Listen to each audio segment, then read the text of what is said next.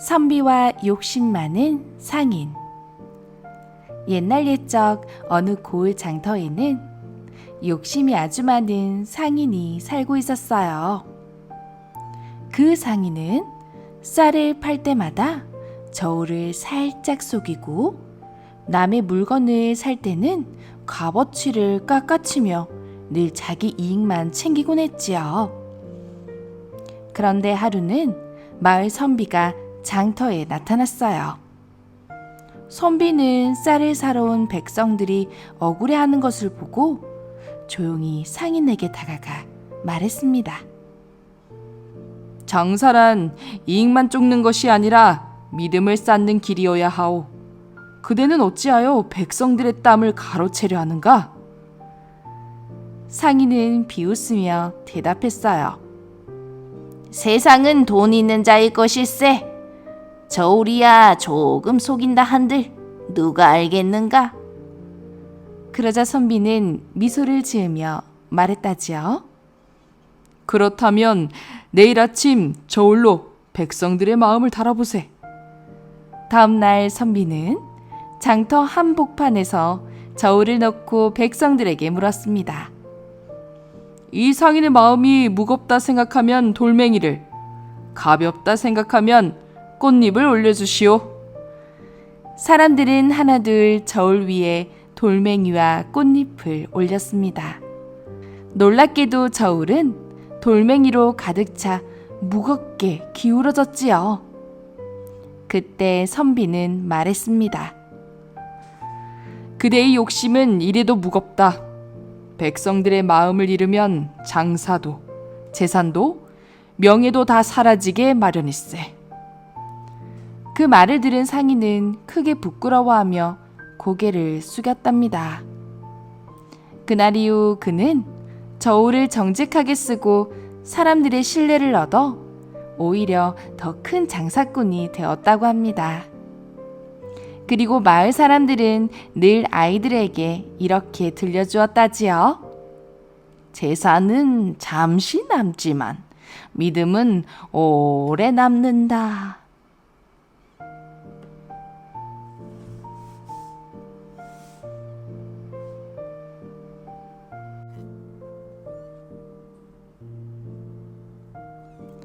선비와 호랑이의 약속. 옛날 어느 깊은 산골짜기에 글 공부를 즐기는 한 선비가 살고 있었어요.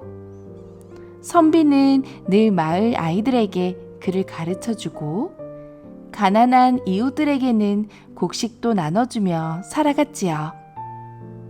어느 날 선비는 산길을 따라 걸어가다가 큰 호랑이를 마주했습니다. 눈이 번쩍이고 이빨이 날카로운 무서운 호랑이였지요. 호랑이는 굶주린 눈빛으로 선비를 노려보며 말했습니다. 오랜만에 사람 고기를 먹겠구나. 선비는 두려웠지만 마음을 가다듬고 천천히 고개를 들었습니다. 호랑이님, 저를 잡아먹으려는 그 마음은 이해합니다. 하지만 잠깐만 제 말을 들어주실 수 있겠습니까? 호랑이는 의외라는 듯 고개를 갸웃거렸지요. 죽기 전에 마지막 말이라도 들어주마. 선비는 차분히 말했습니다. 지금 저를 잡아먹으면 그 배고픔은 하루뿐일 것입니다.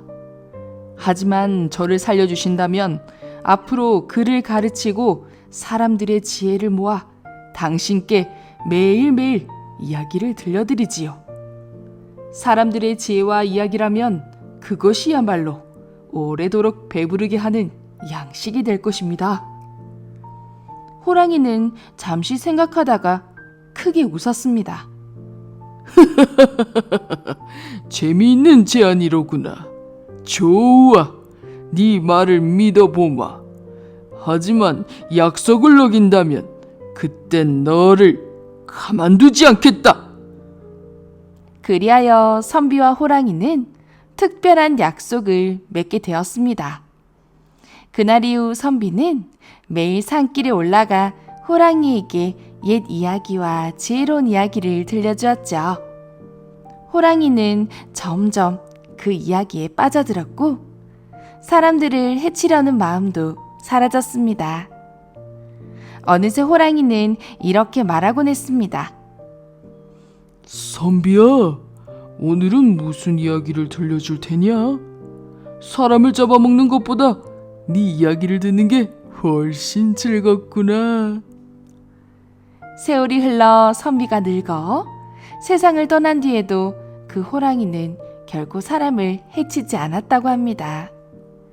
그리고 산속에 홀로 앉아 선비의 목소리를 그리워하며 귀를 기울였다고 하지요. 사람들은 아이들에게 이렇게 말해주곤 합니다.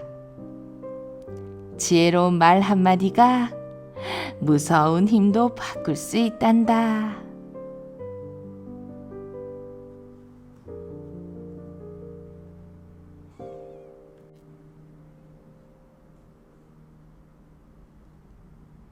선비와 3가지 질문. 옛날 옛적 어느 고을에 백성들을 곤란하게 하는 사또가 있었습니다. 그 사또는 늘 자기 지혜가 세상에서 가장 높다고 자랑했지요. 어느 날 사또는 사람들을 장터에 모아놓고 말했습니다. 너희 중 누구라도 내 3가지 질문을 할 수 있다면 세금도 덜어주고 상도 내리겠다.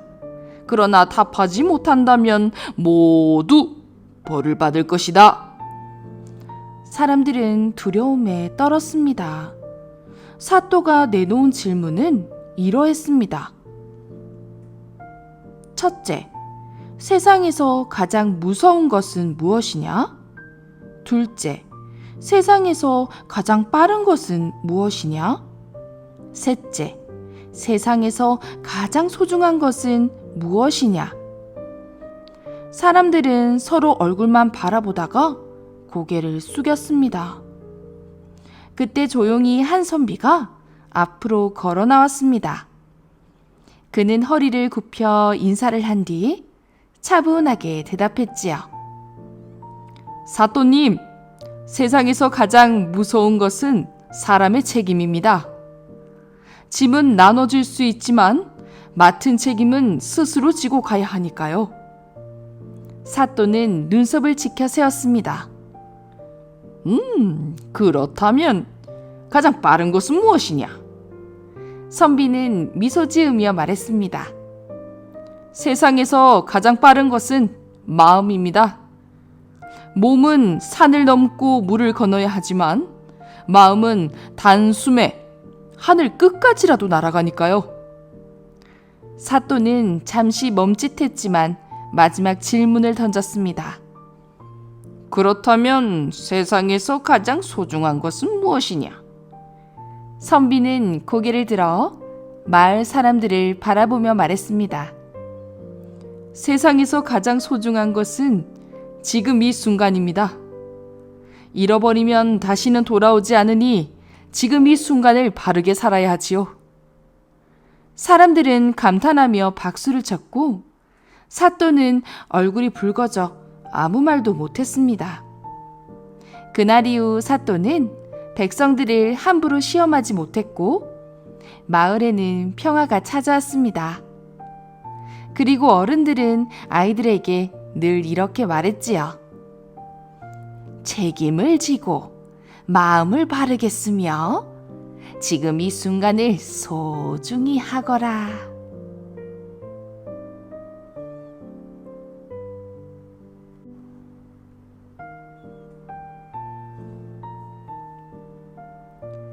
선비와 가난한 나무꾼.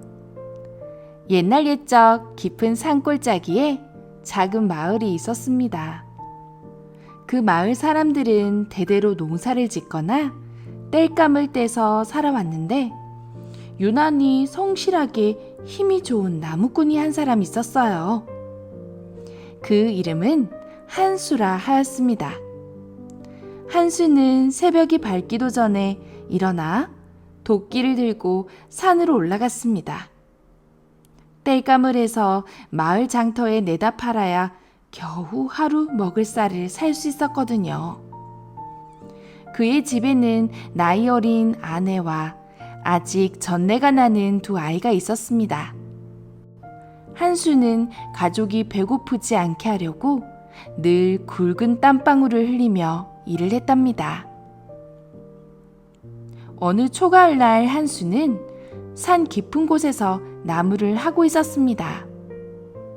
햇살이 부드럽게 내려앉았고 바람은 선선했지만 짐을 지고 내려가는 길은 여전히 험하고 고단했습니다.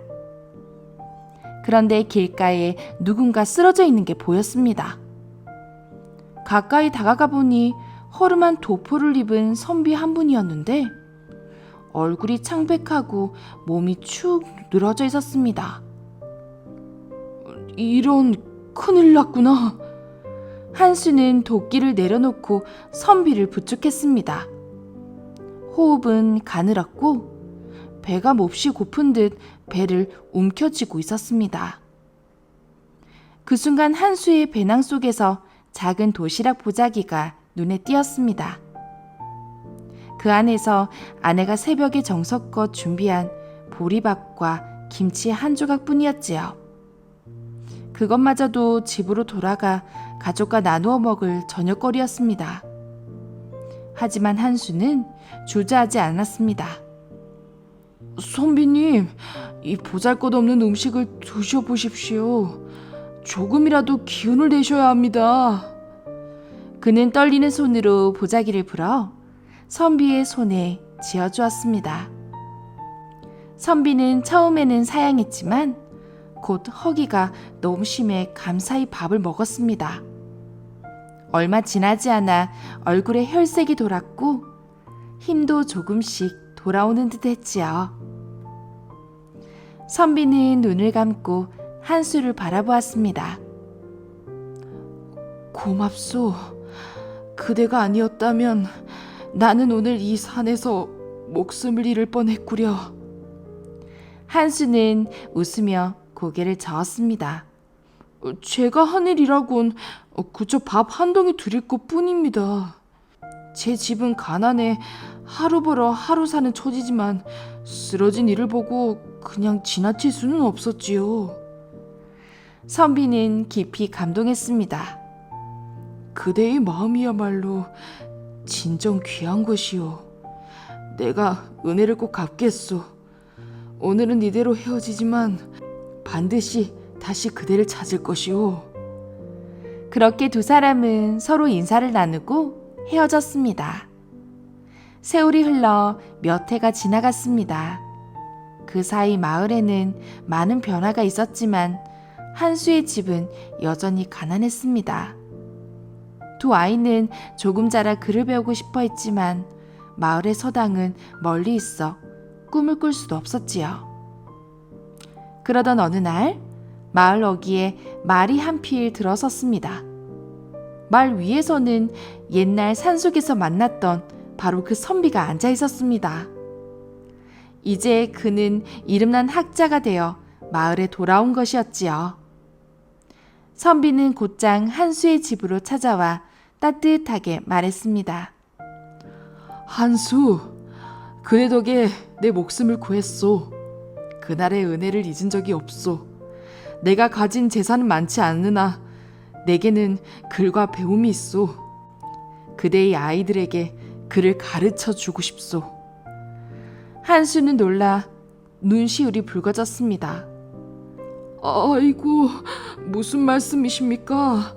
제 아이들은 글을 배울 팔자가 못 됩니다. 그러자 선비는 고개를 저으며 웃었습니다. 배움은 누구에게나 열려야 하오. 특히 정직하고 따뜻한 아비 아이들이라면 반드시 큰 사람이 될 수 있지. 그날부터 나무꾼의 두 아이는 매일 선비를 찾아가 글을 배웠습니다. 처음에는 힘들어도 곧 눈이 반짝이며 배우기 시작했지요. 선비는 아이들에게 글뿐만 아니라 사람의 도리, 나누는 마음, 정직의 소중함도 가르쳤습니다. 마을 사람들은 그 모습을 보며 감탄했습니다. 가난한 아이들도 배울 수 있다니 참으로 고마운 일이다. 그리고 하나둘 선비에게 아이들을 맡기기 시작했지요. 그리하여 작은 집 마당은 아이들의 글 읽는 소리로 가득 찼답니다. 마을은 점점 밝아지고 웃음이 늘어갔습니다. 세월이 지나 한 수의 아이들은 학자가 되어 고을을 돕는 사람이 되었습니다.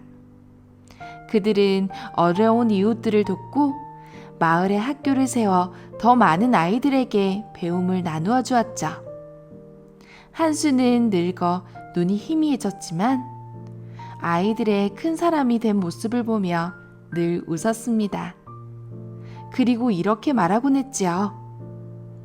내가 가진 건 밥 한 덩이뿐이었지만 이것이 이렇게 큰 열매를 맺을 줄이야. 마을 사람들은 후세의 아이들에게도 이 이야기를 들려주었습니다. 작은 나눔이 큰 복이 되어 돌아온단다. 마음을 나누면 세상은 더욱 따뜻해진단다.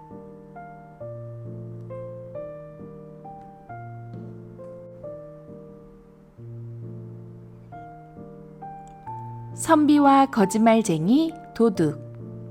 옛날 어느 마을에 신비롭고 마음씨 고운 선비가 살고 있었어요. 선비는 늘 사람들의 고민을 들어주고 옳은 길을 알려주었기에 마을 사람들은 그를 존경했지요. 그런데 그 마을에는 밤마다 도둑이 나타나 골칫거리가 되고 있었어요.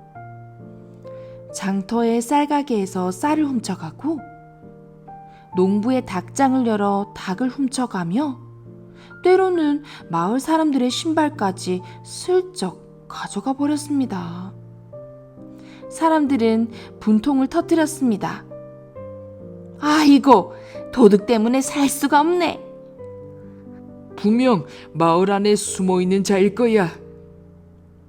어느 깊은 밤 달빛이 흐릿한 때였어요. 선비는 잠을 이루지 못하고 책을 읽고 있었습니다.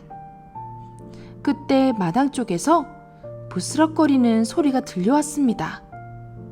선비는 살짝 창문을 열어보았죠. 그곳에는 초라한 옷차림의 사내가 담을 넘어 들어오는 게 아니겠어요? 선비는 놀라지 않고 조용히 방에서 나와 마당으로 걸어갔습니다. 도둑은 기겁하며 달아나려 했지만 선비가 부드럽게 말을 했죠. 그대 이리 와서 앉으시오. 도망치려 하지 말고. 도둑은 당황스러웠습니다. 나는 그냥 길을 잘못 든 것뿐이오. 허허, 거짓말은 소용없소. 당신이 무엇을 하려는지 내 다 알고 있소. 그런데 이상한 일이 일어났습니다. 선비는 도둑을 다그치거나 잡으려 하지 않았습니다. 대신 방으로 들어가 차를 끓여와서 도둑 앞에 내놓았습니다. 춥지 않소? 이리 와서 따뜻한 차나 한잔 하시오. 도둑은 눈이 희둥그레졌습니다. 아니, 내가 지금 도둑질을 하러 온 건데 왜 차를 주시오? 도둑이라 해서 따뜻한 마음이 필요 없는 것은 아니죠. 우선 몸과 마음을 녹이고 그 다음 이야기를 해봅시다. 도둑은 잠시 머뭇거리다가 결국 선비가 내민 찻잔에 두 손을 받아들였습니다. 따뜻한 김이 오르는 차를 마시며 오랫동안 느끼지 못했던 안도감이 그의 가슴에 번졌죠. 차를 다 마시자 선비가 조용히 물었습니다. 자, 이제 솔직하게 말해보시오. 무엇이 그대를 이 길로 이끌었소?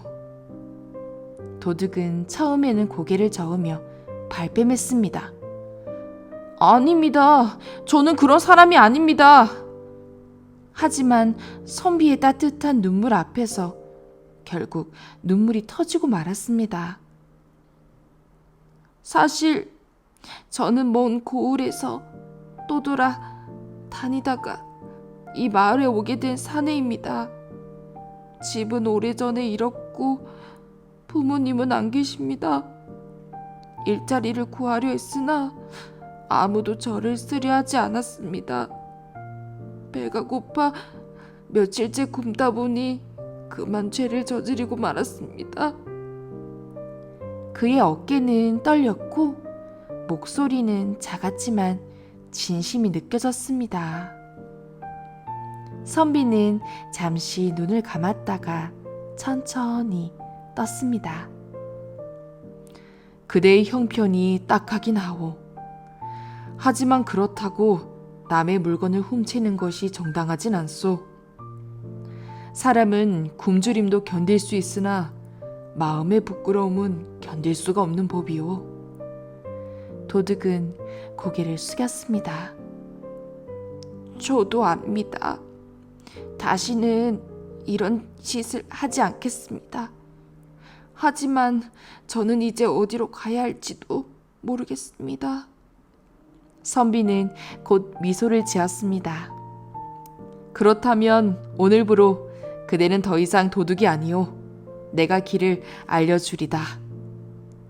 다음날 아침 선비는 도둑을 데리고 마을 이장을 찾아갔습니다. 그리고 말했습니다. 이 사람은 죄인이 아닙니다. 가난과 굶주림에 떠밀려 길을 잘못 든 사람일 뿐입니다. 마을에서 그를 품어주어 새 삶을 살 수 있게 해야 합니다. 마을 사람들은 처음에는 의심스러워했지만 선비의 말에 귀를 기울였습니다.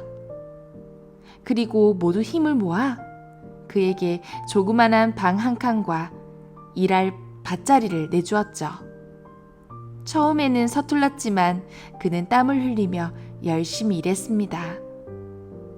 며칠 몇 달이 지나자 점차 얼굴에 웃음이 생겼습니다. 사람들도 조금씩 마음을 열어 그를 함께 어울리는 이웃으로 받아들였죠.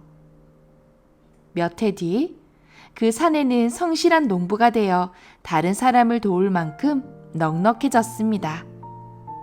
그는 늘 마을 아이들에게 말하곤 했죠. 나는 한때 어리석은 도둑질을 하려 했단다. 하지만 선비님의 따뜻한 한 잔의 차가 내 인생을 바꾸어 놓았지. 너희도 어려운 이웃을 만나면 미워하기보단 손을 내밀어 주렴. 아이들은 그 이야기를 귀 기울여 들으며 고개를 끄덕였습니다. 선비는 멀리서 그 모습을 바라보며 조용히 미소 지었습니다. 사람의 잘못은 꾸짖음으로 고칠 수 없고 따뜻한 마음으로 바꾸어야 한다. 그리고 이 이야기는 마을 사람들의 입에서 입으로 전해져 오랫동안 사람들의 가슴을 따뜻하게 해주었답니다.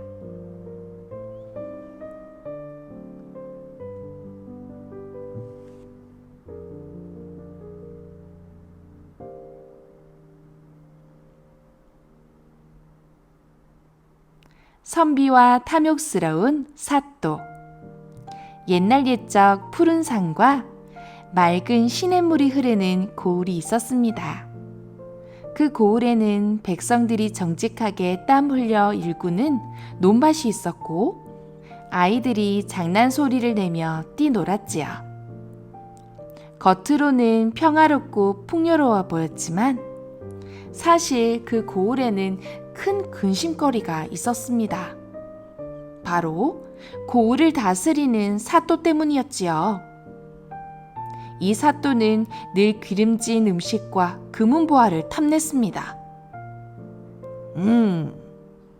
쌀이 풍년이라니 사람들에게 세금을 2배로 걷어야겠군. 새로 지은 저 다리도 내 이름을 새겨 놓았지. 비용은 당연히 백성들이 내게 될 테고. 백성들은 사또의 끝없는 욕심에 지쳐갔습니다. 하지만 감히 누가 나서서 사또에게 맞서지 못했지요. 사또는 권력을 쥐고 있었기 때문에 거역하는 자는 곤장을 맞거나 감옥에 갇히기 때문이에요. 그 무렵 마을 어귀에는 한 선비가 살고 있었습니다. 그는 권력과 부귀에 연연하지 않고 늘 책을 읽으며 백성들의 고민을 들어주었죠. 사람들은 작은 목소리로 속삭였습니다. 우리 선비님만이 사또의 욕심을 막을 수 있지 않을까? 하지만 사또가 워낙 무섭고 교활하니 괜히 화를 입을지 몰라. 그러던 어느 날 사또는 새로운 욕심을 품게 되었습니다. 마을 한가운데 백성들이 힘을 합쳐 키운 황소가 있었죠. 이 황소는 마을의 보물이었습니다. 논을 갈 때면 누구보다 힘이 세고 장터에 나가면 많은 사람들이 감탄하며 바라보았죠. 그런데 사또가 그 소를 보고 군침을 흘렸습니다. 호호, 저 소를 내 수중에 두면 좋을 텐데. 저것으로 밭을 갈아 쌀을 거두면 나만 배불리 먹을 수 있겠지? 사또는 아전들을 불러 명령했습니다. 저 소는 이제부터 내 것이다. 백성들이 반항하면 임금님께 바칠 조공이라고 하고 둘러대라. 아전들이 마을로 내려와 소를 빼앗으려 하자 백성들은 울분을 터뜨렸습니다. 저 소는 우리 모두가 힘을 합쳐 키운 것이란 말이오. 아이들이 먹을 쌀을 어떻게 마련하라는 겁니까? 그러나 아전들은 매서운 눈초리로 백성들을 협박했습니다. 감히 사또의 뜻을 거스르겠느냐? 곤장을 맞고 싶지 않으면 얌전히 내놓아라. 잔칫날 선비의 집에는 푸짐한 음식이 차려져 있었습니다. 사또가 배를 두드리며 만족해할 때 선비가 조용히 입을 열었습니다. 사또나리, 오늘 드신 이 음식은 모두 백성들이 힘을 모아 만든 것입니다. 닭을 키우고 쌀을 짓고 과일을 가꾼 손길이 모여야 이렇게 풍성한 자리가 마련되지요. 그런데 나리께서는 백성들의 고단함은 보지 못하시고 그 열매만을 탐하고 계십니다. 사또는 순간 젓가락을 멈췄습니다. 뭐라? 네가 감히 나를 꾸짖는 것이냐? 선비는 물러서지 않았습니다. 아닙니다. 꾸짖는 것이 아니라 거울을 보여드리는 것입니다. 사또 나리의 탐욕은 마치 거울 속에 비친 얼굴처럼 모든 백성들에게 다 드러나 있습니다. 백성들이 웅성거리기 시작했습니다.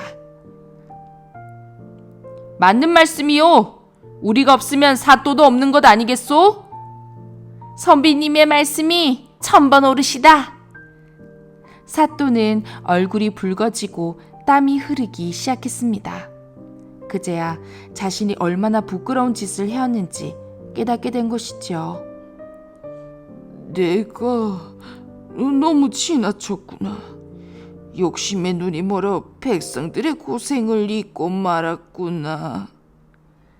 그날 이후 사또는 변했습니다. 세금을 거두는 것을 줄이고 백성들이 힘들어할 때 곡식을 나누어 주었습니다. 빼앗은 항소도 다시 마을에 돌려보냈지요. 백성들은 놀라워하며 기뻐했습니다. 선비님의 지혜 덕분에 우리 거울이 다시 숨을 쉬는구나. 아이들도 환하게 웃으며 뛰어놀았죠. 선비는 그 모습을 보며 조용히 속으로 말했습니다. 사람의 욕심은 바다와 같아 끝이 없지만 바다도 때로는 고요해질 수 있지. 사람의 마음 또한 지혜로 다스리면 고요해지는 법이로구나. 그리고 이 이야기는 오랫동안 전해져 내려왔답니다. 사람들은 어려운 순간마다 이렇게 속삭였답니다. 탐욕은 사람을 어둡게 하지만 지혜는 길을 밝히는 등불이 된다.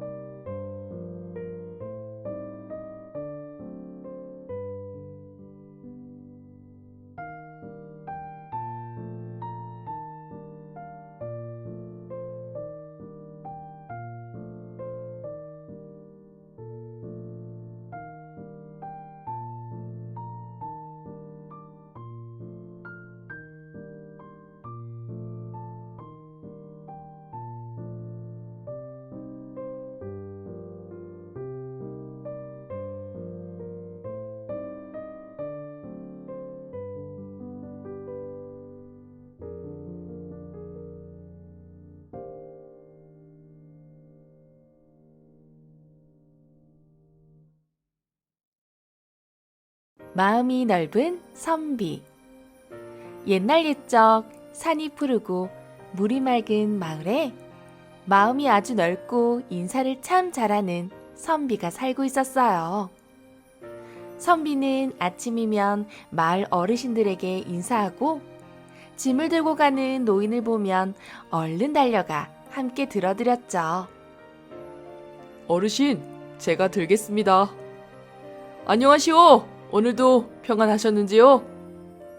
그 모습이 어찌나 정중하고 따뜻한지 사람들은 뒤에서 속삭였답니다. 아이고, 저 선비 양반은 참 사람 같은 사람이라니까. 어느 날 마을 이장이 선비에게 말했어요. 저기 깊은 골짜기에 홀로 사는 할머니가 계신데 몸이 불편하셔서 내려오질 못하신다 하네. 선비는 고개를 끄덕이며 말했어요. 마음이 불편할 땐 곁이 약이고 몸이 불편할 땐 사람이 약이지요. 제가 모시고 오겠습니다. 그리하여 선비는 집신을 단단히 묶고 지팡이를 하나 챙겨 세 고개를 넘는 깊은 골짜기 길을 향해 떠났어요. 첫 번째 고개를 다다랐을 때 길가에 커다란 곰이 앉아 있었어요. 곰은 털썩 주저앉아 발을 만지작거리고 있었죠. 발을 삐끗했어. 꿀을 찾으러 가다 말고 여기서 한참을 못 움직이고 있어. 선비는 다가가 조심스럽게 곰의 발을 살펴보았죠. 그리고 들고 있던 천 조각을 찢어 조심조심 발목을 묶어주었어요. 이건 약초를 삶아 적신 천입니다. 며칠만 조심하시면 곧 나으실 겁니다. 곰은 눈을 동그랗게 뜨더니 벌떡 일어나 엉거주춤 인사를 했어요. 고맙소, 선비 어르신. 그 은혜 잊지 않겠어. 자, 이쪽 샛길로 가면 지름길이요. 곰이 가르쳐준 샛길은 훨씬 부드럽고 편한 길이었어요. 두 번째 고개에서는 호랑이가 기다리고 있었어요. 눈빛은 날카롭고 꼬리는 바닥을 탁탁 치고 있었죠. 지나가려면 내 수수께끼를 맞춰야 한다. 선비는 웃으며 갓을 벗고 말했어요. 그럼 저도 하나 내어보겠습니다. 서로 한 문제씩. 어때요? 호랑이는 눈을 반짝이며 고개를 끄덕였어요. 좋다. 내가 먼저 내지. 하나는 많고 둘은 적고 셋은 없고 넷은 돌아온다. 그게 무엇이냐? 선비는 잠시 생각하다 대답했어요. 정이 옵시다. 하나 있을 땐 정이 많고 둘이 있을 땐 서로 비교해 시기하고 셋이 있을 땐 나뉘고 헷갈리고 넷이 있으면 결국 다시 마음을 나뉘게 되지요. 호랑이는 깔깔 웃으며 말했어요. 허허, 자네 말 참 맛깔나고 지혜롭구먼. 귀를 내어주지. 다음엔 내 수수께끼도 하나 내게나. 세 번째 고개를 다다르자 작고 사나운 쥐 한 마리가 바위 위에서 소리쳤어요. 이 고갯길을 통과하려면 내 짐을 날라줘야 해. 선비는 집을 살펴보았어요. 작은 보따리 속엔 쥐 가족이 먹을 잡곡이 많이 있었죠. 이 보따리는 내 등에, 자넨 내 모자 위에 앉으시게. 선비는 쥐를 모자에 태우고 가쁜 숨을 쉬며 마지막 고개를 넘었답니다. 쥐는 말했어요. 사람들은 다 나를 무서워하고 쫓기만 했는데 자네 같은 사람은 처음이야. 이제부터 내가 친구가 되어주겠네. 그렇게 선비는 깊은 골짜기의 외딴 섬에 도착했어요. 문을 두드리자 허리가 굽고 손이 떨리는 할머니가 나왔어요. 아이고야, 누가 이런 산을 넘었단 말이냐? 선비는 살포시 웃으며 말했어요. 이제는 저와 함께 마을로 가십니다. 혼자는 더 안 되십니다. 할머니는 눈물을 훔치며 짐을 꾸리셨고 선비는 정성껏 할머니를 업고 산길을 내려갔습니다. 내려오는 길, 곰은 길가에 돌을 치워주고 호랑이는 할머니의 짐을 대신 들어줬고 쥐는 마을에 먼저 달려가 사람들에게 소식을 전했어요. 마침내 마을 어귀에 들어서자 사또가 직접 나와 기다리고 있었어요. 이런 선비야말로 백성의 본보기로다. 마음이 곧 길을 열었도다. 사또는 선비에게 큰 상을 내렸고 마을 사람들은 모두 박수를 치며 외쳤어요. 선비 만세! 마음이 큰 사람이 진짜 사람이로다! 그날 이후 마을 사람들은 모두가 서로 인사하고 어르신을 살피고 작은 도움도 소중히 여겼답니다. 선비는 여전히 말했어요. 인사는 말이 아니라 마음이요. 마음을 내면 누구든 길을 열 수 있지요.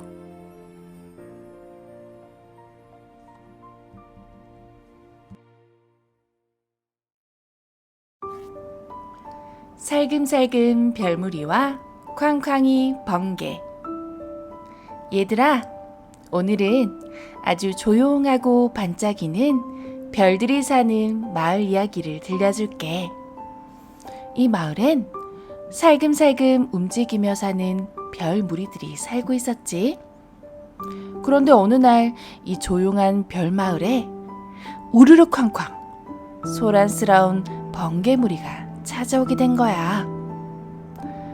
저 멀리 하늘 끝자락엔 살금살금 별무리가 살고 있었어요.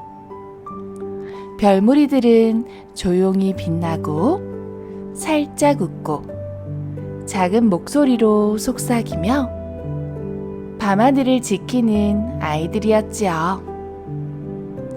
쓱쓱 또르르 반짝반짝. 그들은 언제나 조용하고 평화로웠지요. 그런데 어느 날 우르르 쾅쾅 하늘 저편에서 쾅쾅이 번개무리가 몰려왔어요. 이야, 달려라! 쾅쾅! 여기도 쾅! 저기도 쾅! 번개무리는 시끄럽고 빠르게 하늘을 뛰어다녔어요. 구름을 흔들고 별빛을 밀치고 밤하늘을 마구 뒤흔들었죠. 별무리들은 깜짝 놀랐어요. 어머나, 무서워요. 우리 별빛이 흔들려요. 작은 별들은 눈을 감고 빛을 꺼버렸어요. 조용했던 별 마을은 매일매일 번개 소리에 떨고 있었지요. 그래도 별 무리들은 처음엔 참아보았어요. 조금만 기다려보자. 언젠가는 조용해질지도 몰라. 하지만 번개는 멈추지 않았어요. 하루, 이틀, 사흘, 별 무리들은 점점 지쳐갔어요. 빛은 흐려지고 마음은 시들어갔지요. 그래서 별 하나가 용기를 내었어요. 저기요, 번개무리 여러분, 너무 시끄러워요. 우린 이제 더는 버틸 수 없어요. 그러자 번개무리는 말했어요. 우리가 원래 이렇게 노는 건데? 신나게 소리내면 어때서? 별들은 아무 말도 하지 않았어요. 그냥 고개를 툭 떨구었어요. 그때 또 다른 별 하나가 눈물을 닦고 조용히 말했어요. 우린 당신들이 무섭지 않아요. 그저 너무 아플 뿐이에요. 바로 그 순간 하늘을 스치며 조용한 바람이 불었어요. 산들산들, 소곤소곤. 번개무리는 그 바람을 느꼈어요. 우리 너무 큰 소리를 냈나 봐. 그리고는 살며시 조용한 바람을 따라 하늘 저 너머로 떠났답니다. 다시 찾아온 고요한 밤, 별 무리들은 서로를 바라보며 작게 웃었어요. 반짝반짝 다시 평화로운 밤이야. 얘들아, 우르르 쾅쾅 번개처럼 신나게 놀고 싶은 날도 있지? 하지만 아래층에 누군가 조용히 쉬고 있다면 별무리처럼 살금살금 움직여줄 수 있겠니? 작은 소리에도 귀를 기울이는 마음, 그게 바로 진짜 위대한 배려란다. 우리 모두 살금살금 별무리처럼 서로를 생각하는 예쁜 마음을 키워보자.